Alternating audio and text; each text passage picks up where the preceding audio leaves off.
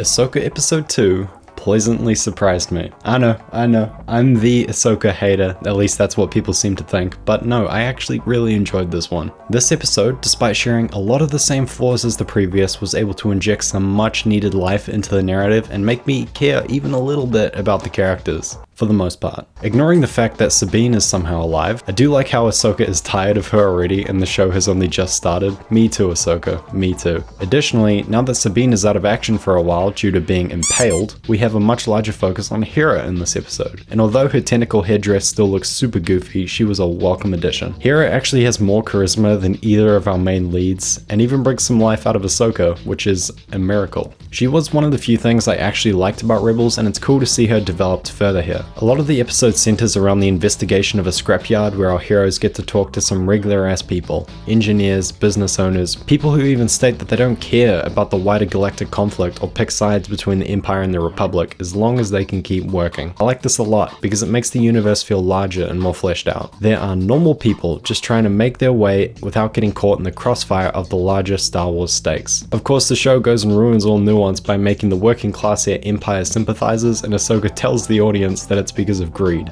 Her point being that the boss of the shipyard didn't fire the workers who were active during the Empire's reign. First of all, if all these people cared about was money, wouldn't they read the room and not try to pick a fight with the New Republic? As for the shipyard boss, how was he supposed to vet out the fact that there were Empire sympathizers in his workforce? It's probably not something they would have made a point of given their New Republic overlords. It feels especially rich for the soulless megacorporation that is Disney to be talking down to the working class and business owners, but you know, whatever show. Anyway, Ahsoka and Hera slowly piece together that something is very wrong when someone inexplicably tries to shoot Ahsoka, and then we get a fight with the Mystery Inquisitor. Thankfully, the choreography has leveled up considerably since the previous episode, and it was a lot of fun. Also, the dumbass windmill lightsabers are back. Oh, I so hope that we get to see someone fly away with one. You better do it, Dave. No balls. While on the topic of villains, the dynamic between our two Sith Lords is one I continue to like a lot. They have an almost familial father-daughter relationship that strays from the psychologically abusive mustache-twirling world domination dynamics we've seen previously. When Star Wars makes a concerted effort to add depth to the Jedi and Sith and blur the lines in any way, I am always on board. Their plan is to open a gateway to a new galaxy to find Thrawn, and while I could hardly care about the Thrawn Ezra aspect, the prospect of the new galaxy is one I really like. Anything the show can do to separate itself from the mess that is the Skywalker saga canon, the better in my opinion. One thing I don't like is the Night Sister. I have a personal gripe with the Night Sisters in general actually. The existence of witchcraft in Star Wars to me oversimplifies the abstract, mystical nature of the Force.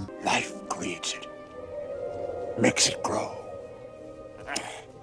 Its energy surrounds us and binds us. Luminous beings are we, not this crude matter.